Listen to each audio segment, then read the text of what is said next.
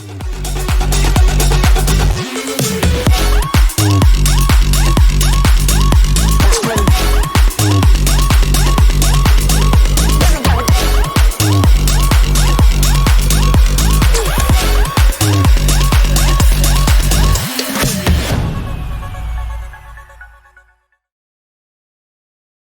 this is the first podcast that we're doing about discovering Dubai. My name is Jin. And I'm Jonathan. And what we're doing is we're sharing more information about Dubai because we found that there are a lot of misinformation, miscommunication. People don't tend to travel to Dubai. So we want to bring the information to you. Okay. So we just came back from Dubai last week. We were there for a Forex Expo. We were there for our property deals. We were there to try something absolutely crazy. We never thought that I would do it. And I don't know why, for some reason, as we were planning the trip, I told you, John, we have to do this. Rather, I want to do this. Are you game? Well, I was very game. I was a bit surprised. I was a bit surprised that you said, sure. I thought you would be the sound of reason to tell me, are you stupid? Don't do it. Okay, so what we did, we went to Sky Views. This is one of the tall buildings. It's not the tallest, but one of the tall buildings. Back skyline is the Burj Khalifa, beautiful skyline. We went right up, I think about 200 over meters, and we did the edge walk. What's the edge walk? Basically, we went right along the edge of the building, right at the top. I was very happy to do it. Check off the box. But all that happiness, all that confidence I had, like that, it was gone. When the doors opened, and what do you say? Oh shit. Right. What do you think? Overall experience. Well, today I can tell you that it was definitely something that I've not done in a long time. It was crazy. I was actually very game because about 10, 12 years back, I actually love such thrilling activities. I even did the tallest bungee jump in Macau when I was younger without any hint of fear, right? I even have a video about that. I see if I can find it. And I thought, well, this is not as tall as the Macau Tower. How tall was that? I think that was about 200 plus meters as well, slightly taller. About there. Yeah, about at least there. At least this one we're not jumping off the edge. Yeah, but it feels different because I think for that activity, I was mentally prepared to jump. I knew that safety measures were in place, and that was. So I should have pushed you off then. Yeah, but 10 years down the road, I haven't done any of this during this decade, the last decade. I think that it was all good when we were looking at the views, when we were preparing for the activity, when they strapped us up, harness us up. We actually felt that, things have also changed. It feels more safe and secure. But really, like Jin mentioned, once the doors opened, that was when I was like, oh, okay, this is for real. But the funny thing is, you did bungee jump. You've done, I don't know what other crazy things you've done. I've never bungee jumped. I've never skydived. I've never underwater dive. I've never done anything. This is probably ranked one of the craziest thing I've ever done. So when you told me a week before that we were going, that you wanted to do this, I was like, are you sure? But again, I didn't think too much about it. It was not even something that we planned in stone, right? We were like, okay, we have some time, we should do something of leisure in Dubai, because I think despite being there so many times, it was really working throughout the day, right? Because we have to manage we have to manage international time zones, so it is always a matter of getting up early and going to bed at a very late timing. And unfortunately or fortunately, we didn't get to explore so much of this kind of stuff. And but I guess we had that. In fact, we only had 1 hour window of time. The funny thing was, I said, I want to do it. We were busy through the whole trip. I think at 4 o'clock, I messaged you and go, are we on? You said, yeah. 4 o'clock, bought the tickets. By 7 o'clock, we were there. By 8 o'clock, we were done. Yeah, So this is really a last minute kind of thing. yeah, and half the time this trip we weren't even together. We were doing our own stuff, our own projects. I think it's really, are you free at this time? And then next moment I'm on the way. We'll see if we can get the pictures, embedded into this video somehow. But this is going on record. Our first podcast. The next time we're in Dubai, zipline. Sorry again. Are we going to do a zipline the next time? Oh, I honestly think the zip line will be less You're crazy. less scary, No way. right? Because in terms of height, you're probably not looking at 200 over meters, and as you are traveling, you'll be distracted by the sights around you. Because what I didn't expect from this activity, the edge walk, was the guys making you hang outside the building, swinging you outside the building. And actually, I don't know whether you felt the same way. When I was actually doing that, I didn't feel as scared as standing over the edge, because there were things to distract, like other people looking at you. We were busy taking pictures, we were focusing on the camera. You don't think Exactly. about falling to your death. Exactly. So I feel that, I did the zip line in Sentosa. I was hugging my daughter, 2 years old, while at it. She seemed fine. Yeah, but that's not tall. That's not tall, and that's not the furthest. I think Dubai has the longest. And you don't think that you have the threat of crashing into a building. That's true. Sentosa is like nice and open. You see the sea, you see everything. You don't feel like, shit, if this line snaps, I'm going Into the water. smack into something. Yeah. Okay, so we have it there. Yeah. Fingers crossed, the next time we get there, I still have the guts for it. We'll do the zip line. There are many, many things to do in Dubai, right? Indeed. It's, I always tell everyone that whatever you can think of, it's going to happen there, Dubai has to offer. right? On my list, it looks like I don't have a list, but on my list, we've done edge walk. It looks like we're going to do zip line. The next one is the deepest dive. Well, I don't think you can do that. I'll do that. It's in a confined space. I'll do a deepest dive. I don't think I'll do skydive. Oh, that's actually something I really look forward to.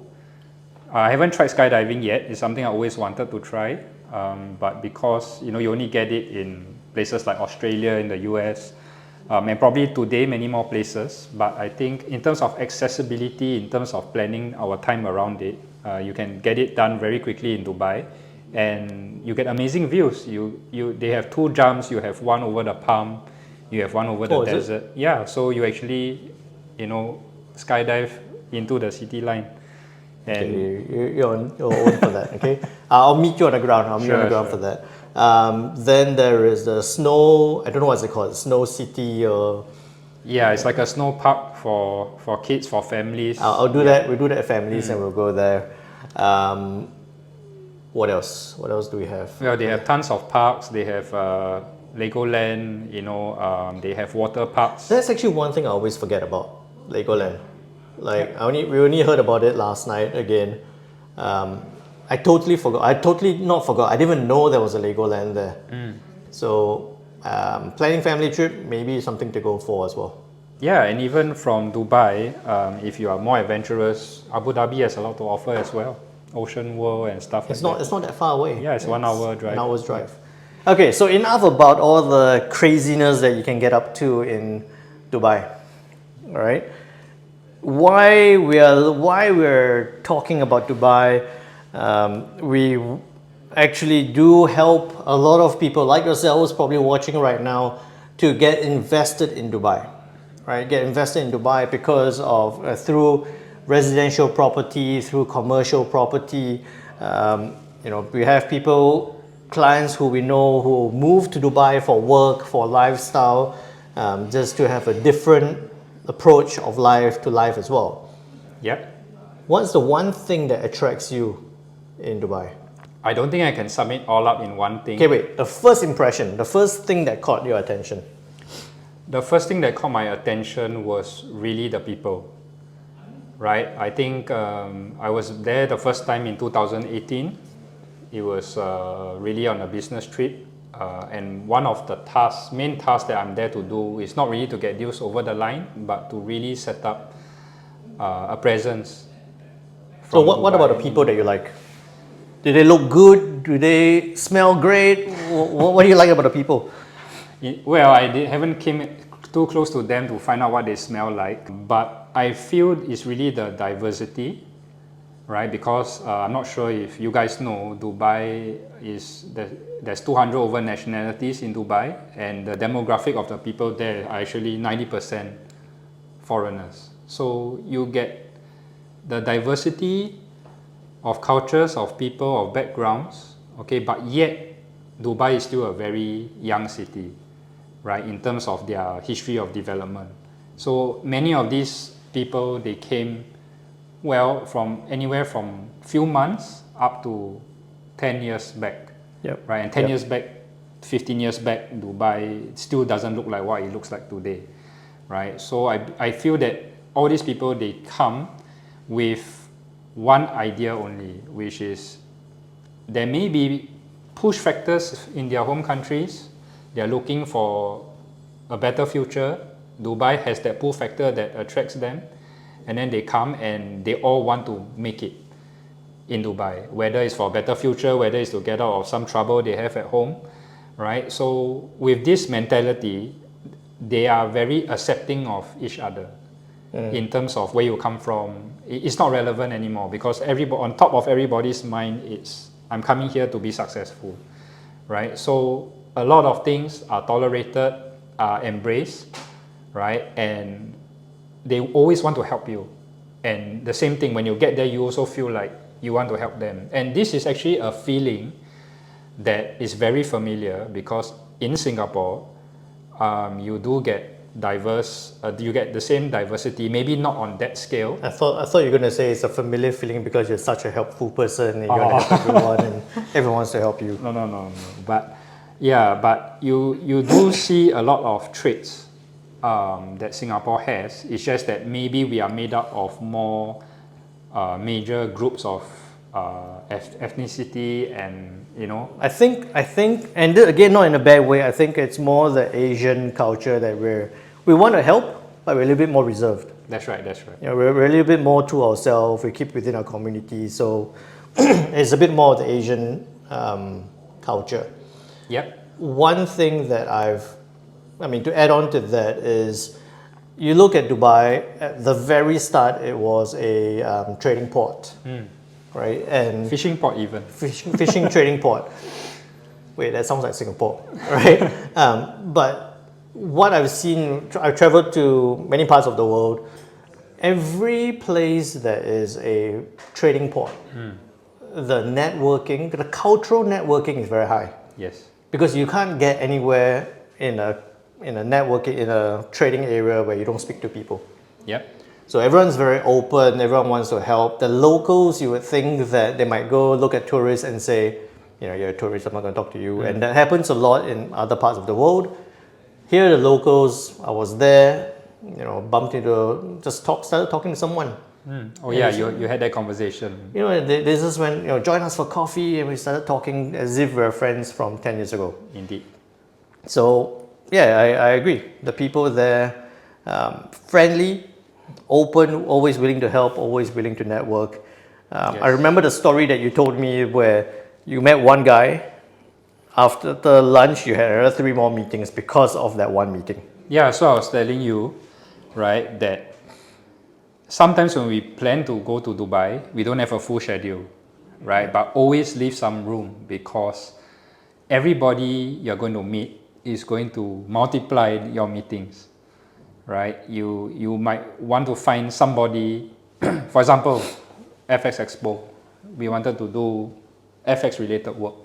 Yep. But then again, I also run automotive businesses, and you can find automotive contacts in an FX Expo, and suddenly you have 2 or 3 more meetings scheduled for the night or the next day. So that's really the beauty of it. So, as an entrepreneur myself, that's one of the things that caught my big attention in Dubai. And coming from you, you went there first, you told me about it. Yeah. It's the opportunities. Right? It's not just about what can I do there. It's when I get there, what else is going to open up for me. It's not just, I do FX and that's all I'm going to do. Because going to Dubai, we started doing properties. We started building different areas of the business, and you really start seeing that I don't have to do the one thing. I can get there and I can do as many as the hours will allow. Yeah, and I think that compared to what, I'm not sure whether most people do, but when it comes to international relations and trade, I had the experience of, let's say, sitting in Singapore, communicating with somebody across the world, just via online through the phone, and just to get multiple contexts for the same or different things is a lot of back and forth, a lot of differing of time zones.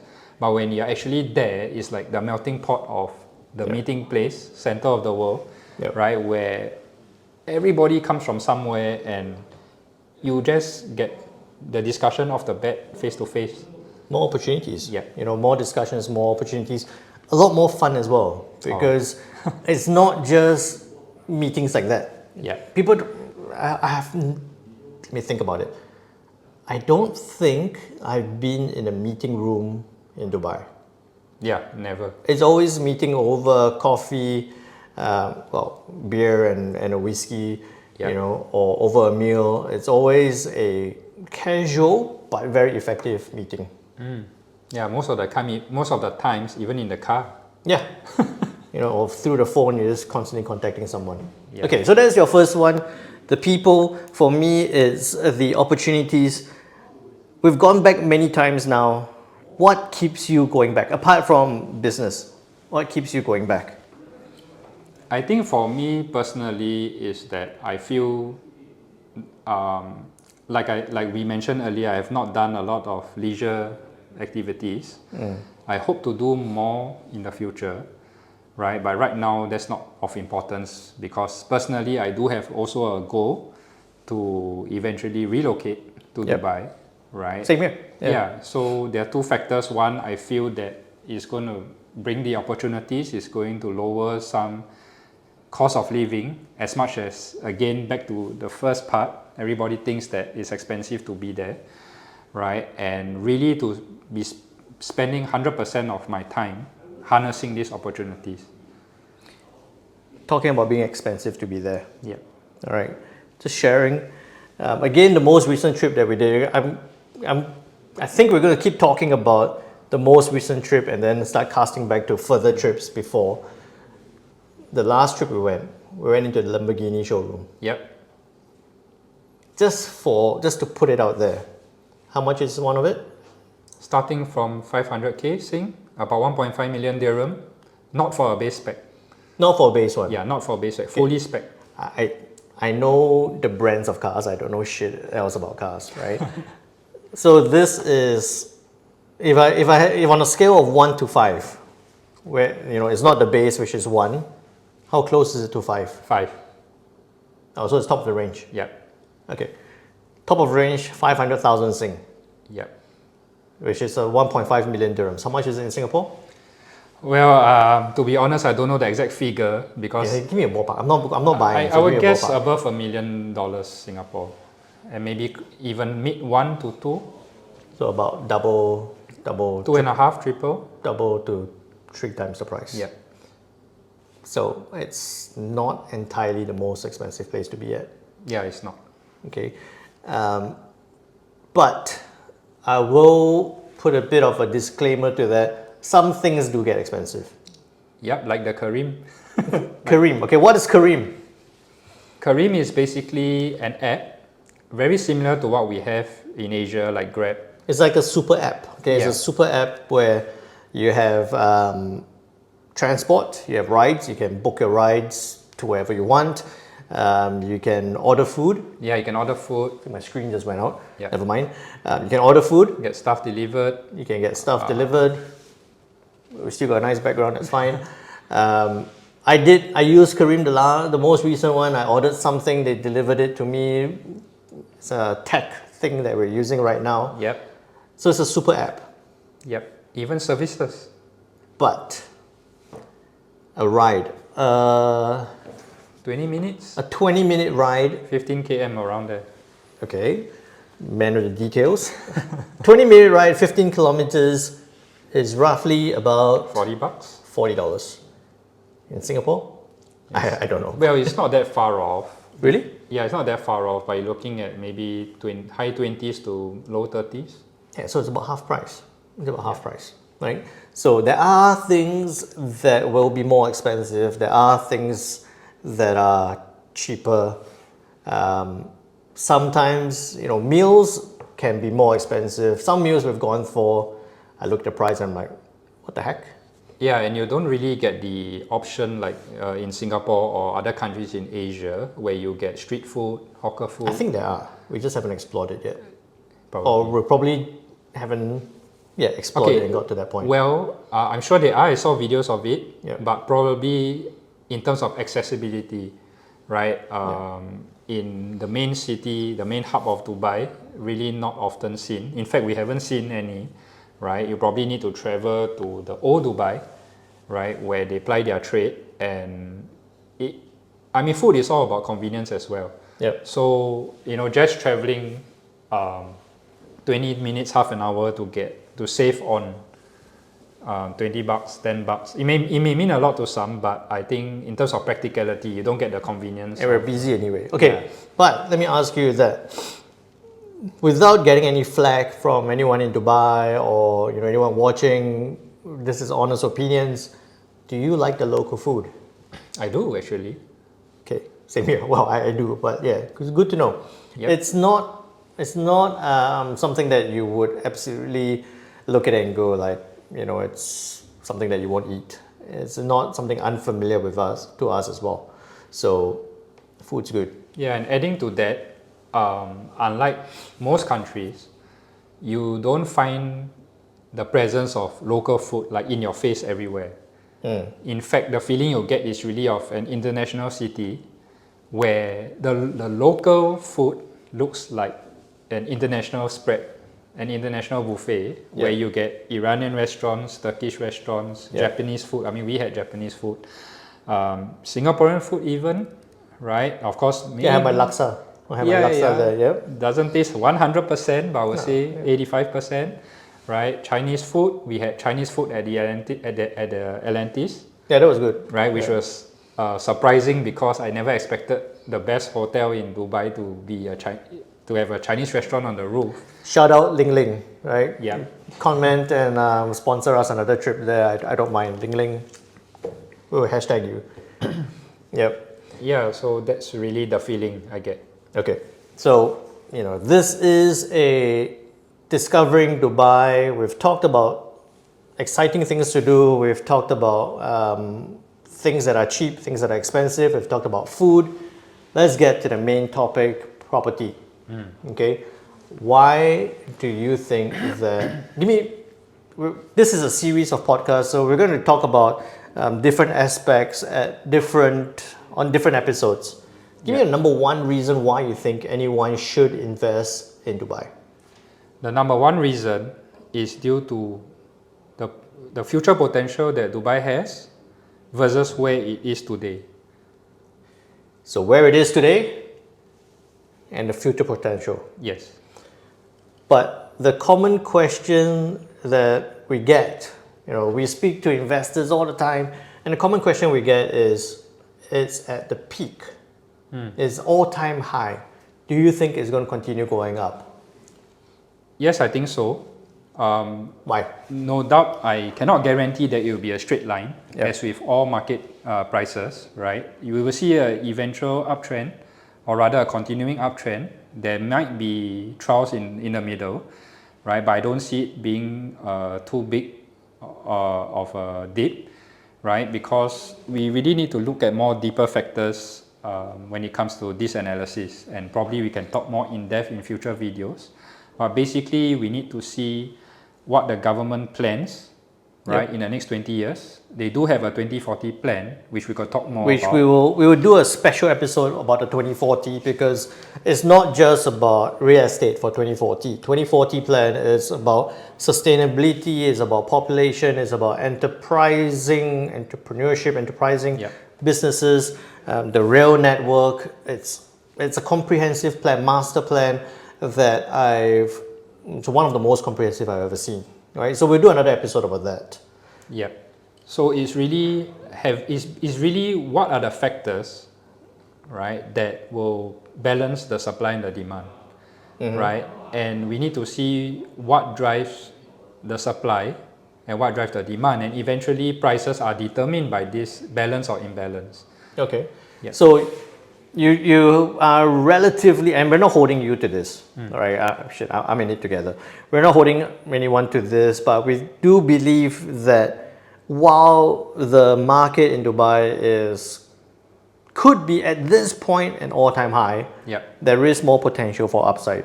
There is more upside potential. Yes, definitely. Because with real estate, as much as there is speculation, right, these are usually longer term investments.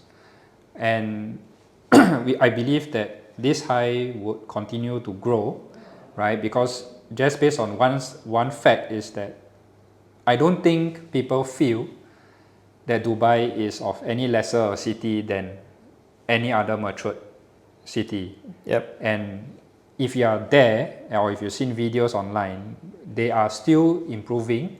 They are not only improving to catch up with countries, but they are improving to overtake, right? They are trying to build structures, provide service that actually break records, like Guinness World That's Record, crazy. right? You think about the things that they're trying to do.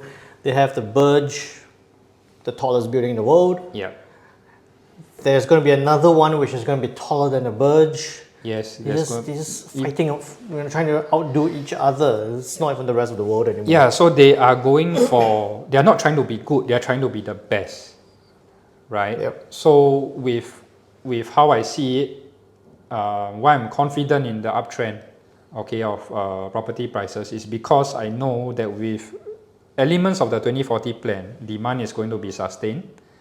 It is probably going to be oversubscribed, and yet they are going for the best in terms of infrastructure, standard of living, quality of life, right? Yep. And they are drawing tons of people over to Dubai as well. And 2 additional people as well. Yeah, and most importantly, looking at the kind of governance in place, right? I think this is also one of the questions that we get, right, or one of the concerns that people have when they are looking at a country to invest, not even real estate, but any form of investment. Is it safe? Yeah. Basically, is your money going to be safe regardless of where you put it in business, in property, in the financial banks? Is it going to be safe? Is it going to be there in the next 20 years? That's right. Right? Or is the currency going to devalue? We'll talk about currency another time, but is the currency going to devalue? Is it just a bubble? Okay. Well, I don't know how long this has been going on for, but we'll end it off soon. Talking about property, tell me your number one favorite project at this point. Okay, I'll tell you mine. Tell you mine. Sure. While you think about that, I love the Shoba Sea Haven. Yep. Right. We've gone through. We've looked at all the different developers. Why I like, and not going into details. We'll do another video about the details about Shoba Sea Haven because I'm passionate about it. The one reason why I like it is because it is right at a spot where you're not going to have any more developments. Right? You're not going to have any more developments in that spot or in that area, and it's ultra luxury. Sea view, right? Sea view. It looks beautiful. When we do the next video, we'll share the pictures with you guys. But it's got the ultimate sea view. You're not going to get any more developments around it. The finish inside, perfect. And you know me, I like the high life, right? Might not be buying that right now, but I like the high life. That's one of the projects that really catches my eye. I really think that if anyone can, they should be in there. Yeah, and actually talking about that, for what you are getting, in terms of size, in terms of views, in terms of location, right? So by the way, Sea Haven is located in Dubai Marina, which is, you can equate that to Robertson Quay in Singapore. Yep. You're definitely not expecting to pay Robertson Quay prices. Oh no, a fraction of it. Yeah. A fraction of it. But we'll tell you more in the accompanying video about Sea Haven. So what's your project? What's your favorite number one Hashtag number one project that you like. Well, thanks, you gave me some time to think about it. Don't say Sea Haven. No, it's definitely not Sea Haven for me. Although it's really impressive. Yep. I think for me, it will be a project from Ellington, right? It's located in Mohammed bin Rashid City. MBR. MBR, yeah, one of the upcoming residential areas in Dubai.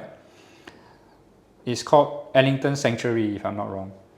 Right? So again, something that I probably cannot afford right now, right? Because we are looking at pretty premium prices. It's a premium project. Yep. But again, it is a landed community. I do appreciate sometimes living in Singapore and being in the center of Dubai, a bit of quiet. I have a young family, right? So I would like the size, the place has to offer, the area, the estate is poised for good development, a good master plan in the coming years, right? And again, I don't even have a favorite car, so I'll probably need some space. You don't have a favorite car. You have like 5 favorite cars. But Yes. I agree. Ellington, any project, absolute finish is beautiful. The development is beautiful. Yeah. And sorry to cut you off there. We'll do a video about the Ellington sanctuary as well. But and we'll leave you with this thought when you're looking at places in Dubai, residential places, whether to live or to invest. The main distinct things is whether you're looking at a tower block building or a community.